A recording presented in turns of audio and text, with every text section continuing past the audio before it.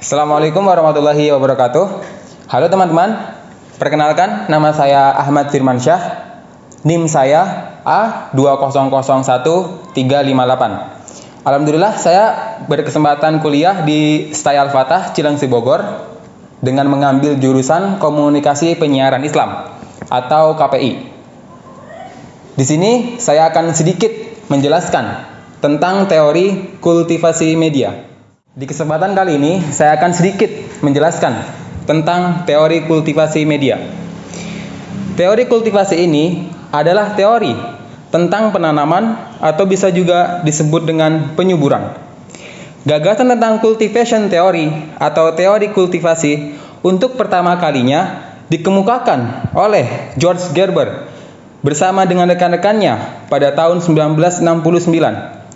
Awalnya, Gerber melakukan penelitian tentang indikator budaya di pertengahan tahun 60-an untuk mempelajari pengaruh menonton televisi. Dengan kata lain, Gerber ingin mengetahui dunia nyata seperti apa yang dibayangkan, dipersepsikan oleh penonton televisi itu. Itu juga bisa dikatakan bahwa penelitian kultivasi yang dilakukannya lebih menekankan pada dampak.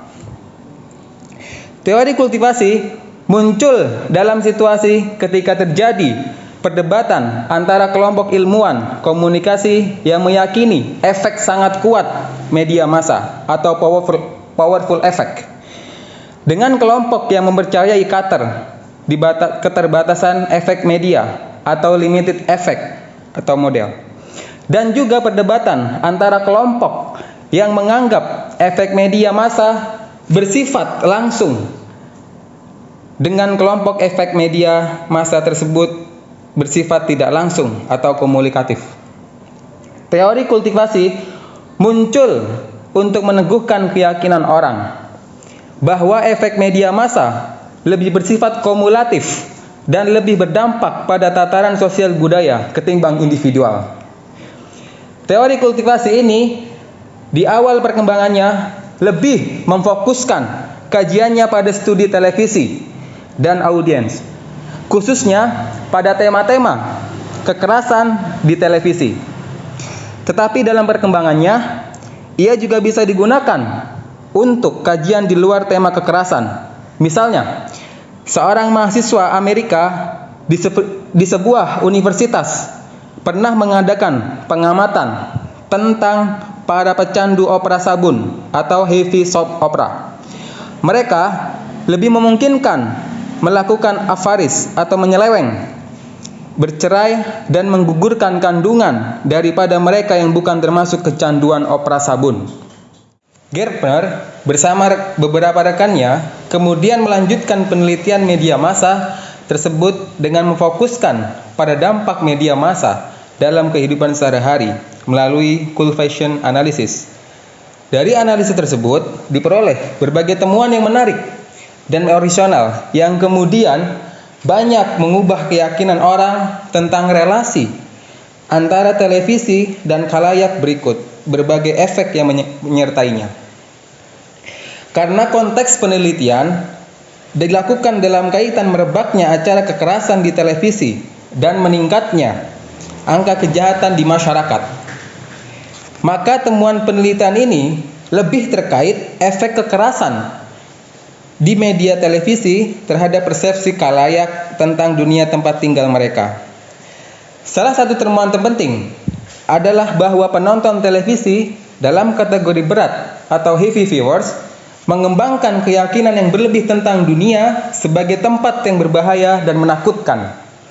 Sementara kekerasan yang mereka saksikan di televisi menanamkan ketakutan sosial atau sosial paranoid yang membangkitkan pandangan bahwa lingkungan mereka tidak aman dan tidak ada orang yang dapat dipercaya. Gerber berpendapat bahwa media massa menanamkan sikap dan nilai tertentu. Media pun kemudian memelihara dan menyebarkan sikap dan nilai tersebut antara anggota masyarakat, kemudian mengikatnya bersama-sama pula. Media mempengaruhi penonton dan masing-masing penonton itu meyakininya. Jadi, para pecandu televisi itu akan punya kecenderungan sikap yang sama satu sama lain. Di antara berbagai teori dampak media jangka panjang, cultivation analysis merupakan teori yang menonjol. Gerpe menyatakan bahwa televisi sebagai salah satu media modern telah memperoleh tempat sedemikian rupa dan sedemikian penting dalam kehidupan sehari-hari masyarakat, sehingga mendominasi lingkungan simbolik kita dengan cara menggantikan pesannya tentang realitas bagi pengalaman pribadi dan cara mengetahui dunia lainnya. Teori kultivasi melihat media massa sebagai agenda sosialisasi dan menemukan bahwa penonton televisi dapat mempercayai apa yang ditampilkan oleh televisi berdasarkan beberapa banyak mereka menontonnya. Berdasarkan banyaknya waktu yang dihabiskan untuk menonton, maka penonton televisi dikelompokkan dalam dua kategori, yakni light viewer atau penonton ringan, dalam artian menonton rata-rata 2 jam per hari atau kurang dan hanya tayangan tertentu saja. Dan heavy viewer atau penonton berat, penonton rata-rata 4 jam per hari atau lebih dan tidak hanya tayangan tertentu saja. Menurut teori ini, media massa khususnya televisi diyakini memiliki pengaruh yang besar atas sikap dan perilaku penontonnya. Pengaruh tersebut tidak muncul seketika, melainkan bersifat kumulatif dan tidak langsung. Inilah yang membedakan teori ini dengan the hypodermic needle theory atau sering juga disebut the magic bullet theory. Agenda setting theory, spiral of silence theory lebih lanjut dapat dikemukakan bahwa pengaruh yang muncul pada diri penonton merupakan tahap selanjut setelah media itu terlebih dahulu mengubah dan membentuk keyakinan tertentu pada diri mereka melalui berbagai acara yang ditayangkan. Salah satu yang perlu dicermati adalah bahwa teori ini lebih cenderung berbicara mengenai pengaruh televisi pada tingkat komunitas atau masyarakat secara keseluruhan dan bukan tingkat individual. Secara implisit, teori ini juga berpendapat bahwa pemirsa televisi bersifat heterogen dan terdiri dari individu-individu yang pasif yang tidak berinteraksi satu sama lain. Namun, mereka memiliki pandangan yang sama terhadap realitas yang diciptakan media tersebut.